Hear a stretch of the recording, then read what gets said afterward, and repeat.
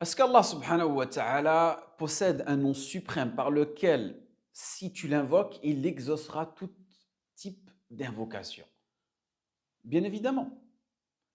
Est-ce que celui qui invoque Allah subhanahu wa ta'ala par ce nom-là, par ce nom suprême, est-ce que sa requête, elle sera exaucée? Bien évidemment. Y a-t-il parmi les serviteurs d'Allah subhanahu wa ta'ala qui ne connaissent pas ce nom-là? Bien évidemment qu'il y a des personnes qui ne le connaissent pas, ce nom-là. C'est pour la raison pour laquelle je vais vous expliquer quel est ce nom-là. Et le plus étonnant, vous savez quoi? C'est que ce nom-là, il a été authentifié dans la sunna du prophète sallallahu alayhi wa sallam, ce nom suprême. Et encore le plus étonnant, c'est quoi? C'est que peu de personnes invoquent Allah subhanahu wa ta'ala par ce nom-là. Et il y en a même qui le connaissent et qui ne l'utilisent pas dans leurs invocations. Pourtant, notre bien-aimé Mohammed sallallahu alayhi wa sallam nous a prévenu que celui qui invoque Allah subhanahu wa ta'ala à travers ce nom-là, son invocation sera bi'idhnillah exaucée. Et certains savants ont divergé quel était ce nom-là. Certains ont dit que c'est le nom d'Allah Al-Hayy Al-Qayyum. D'autres ont dit que c'est Al-Ahad Al-Samad. Donc il a été rapporté un hadith par Buraïda, عن Buraïda radiyallahu anhu قال سمع النبي صلى الله عليه وسلم رجلا يقول. Écoutez ce qu'il dit. اللهم إني أسألك بأني أشهد أنك أنت الله لا إله إلا أنت الأحد الصمد الذي لم يلد ولم يولد ولم يكن له كفوا أحد فقال لقد سأل الله باسمه الذي إذا سئل به أعطى وإذا دعي به أجاب. Signification de ce hadith, Buraïda radiyallahu anhu relate que le prophète sallallahu alayhi wa sallam entendit un homme dire: Ô Allah, je te demande du fait que j'atteste qu'il n'est de divinité digne d'adoration excepté toi, le seul, le transcendant. Celui qui n'a pas enfanté, n'a pas été enfanté et dont rien n'est légal. Il dit alors, il a certes demandé, cet homme-là, à Allah subhanahu wa ta'ala, par son nom, qui, lorsqu'on lui demande quelque chose par le biais de celui-ci, Allah subhanahu wa ta'ala, il l'accorde. Et lorsqu'on l'invoque, il l'exauce. Allahu Akbar. Donc le prophète Mohammed sallallahu alayhi wa sallam a entendu cette sublime invocation de la bouche de qui? D'un bédouin. Et ce bédouin-là, il a prononcé cette invocation pour obtenir une faveur divine de la part d'Allah subhanahu wa ta'ala. Et cette invocation-là, elle renferme le plus grand nom d'Allah subhanahu wa ta'ala et aussi son unicité divine, c'est-à-dire At-Tawhid. Cette invocation-là, ce nom-là, elle exprime le fait qu'Allah subhanahu wa ta'ala est un, Al-Ahad, c'est-à-dire le seul, celui qui est unique, et qu'il est Allah subhanahu wa ta'ala le transcendant. Souvent on ne connaît pas les significations des noms d'Allah subhanahu wa ta'ala. Le transcendant, c'est-à-dire As-Samad, celui qui détient toutes les qualités à la perfection et vers lequel tous les êtres se tournent pour demander ce dont ils ont besoin. Voilà la signification de As-Samad, celui qu'on lit tout le temps dans Surat Allahu Ahad, Allahu Samad.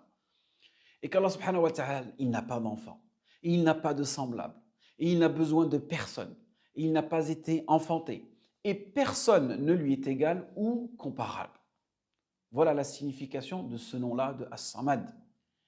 Ni dans son essence intrinsèque, c'est-à-dire fi sifati dhatiyya, ni dans ses attributs, ni fi sifati dhatiyya, ni dans ses attributs, ni dans ses actes, ni dans ses af'al. Et toutes ces éminentes notions, elles représentent la base et le cœur de l'unicité, del tawhid. Voilà, barakallahu fikoum, pourquoi cette invocation est l'une des plus importantes et le fait quiconque la prononce pour demander quelque chose à Allah subhanahu wa ta'ala ne sera jamais, jamais déçu. Et cette magnifique invocation, c'est une invocation en réalité à travers laquelle Allah subhanahu wa ta'ala te donne, ida sa'ala, أعطاك. وإذا دُعِيَ بِهِ أَجَابَك. Et t'exauce tes demandes. Allahu Akbar. Mais il y a quelque chose qui est très important. Aujourd'hui, on connaît cette invocation, on va l'utiliser. Mais il est important de ne jamais oublier d'insister et de persévérer dans notre demande, même si on utilise cette formulation, même si on utilise ce nom suprême-là. Ibn Qayyim a dit, le meilleur des remèdes pour les invocations, c'est al-ilhah, c'est-à-dire l'insistance. L'insistance, la persévérance dans le fait d'invoquer Allah subhanahu wa ta'ala est l'une des meilleures formes d'adoration. L'insistance est une forme, l'insistance est une façon de montrer à Allah subhanahu wa ta'ala que tu es faible. C'est une forme de al-iftiqar, que tu as besoin de lui. L'insistance aussi, c'est une forme de tawhid. Ceux qui veulent réaliser leur tawhid, c'est à travers cette façon d'invoquer Allah subhanahu wa ta'ala. Tu montres à Allah subhanahu wa ta'ala que tu es le seul à qui tu continues de demander. C'est à lui seul, Allah subhanahu wa ta'ala, que tu demandes. L'insistance aussi est une preuve que Shaitan n'a toujours pas réussi à te détourner du visage d'Allah subhanahu wa ta'ala et qu'il ne t'a pas fait encore désespérer. Il n'a pas réussi encore à te décourager. Et l'insistance, l'ilhah, est l'une des formes les plus puissantes pour montrer à Allah subhanahu wa ta'ala que c'est lui seul que nous adorons.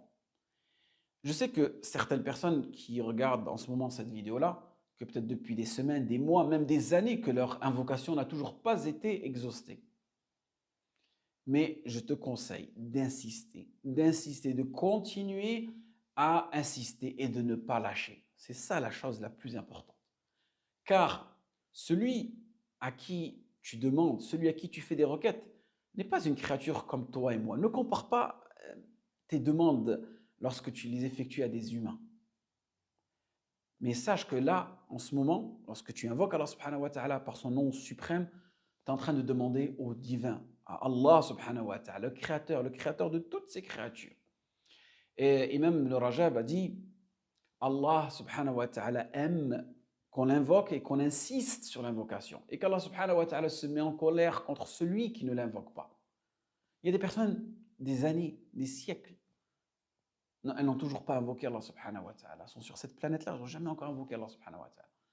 Et sache qu'Allah subhanahu wa ta'ala peut donner à toutes ces créatures tout ce qu'elles demandent, sans que cela diminue de son bien, alors que tu sais très bien, les créatures, si demain elles sont prêtes à t'aider ou prêtes à te donner de leur temps, de leur argent, cela va diminuer quelque part, quelque chose dans leur temps, dans leur bien, alors qu'Allah subhanahu wa ta'ala, c'est tout à fait l'inverse. Donc n'hésite pas, et ne sois pas désespéré par cette vision mondaine qu'on a, mais plutôt regarde cette vision de l'au-delà. Sache que tu interpelles, tu demandes au divin, à Allah subhanahu wa ta'ala, en espérant que ce rappel était bénéfique pour vous et moi. Waffaqak Allah lima yuhibbu wa yarda. Wassalamu alaikum wa rahmatullahi wa barakatuh.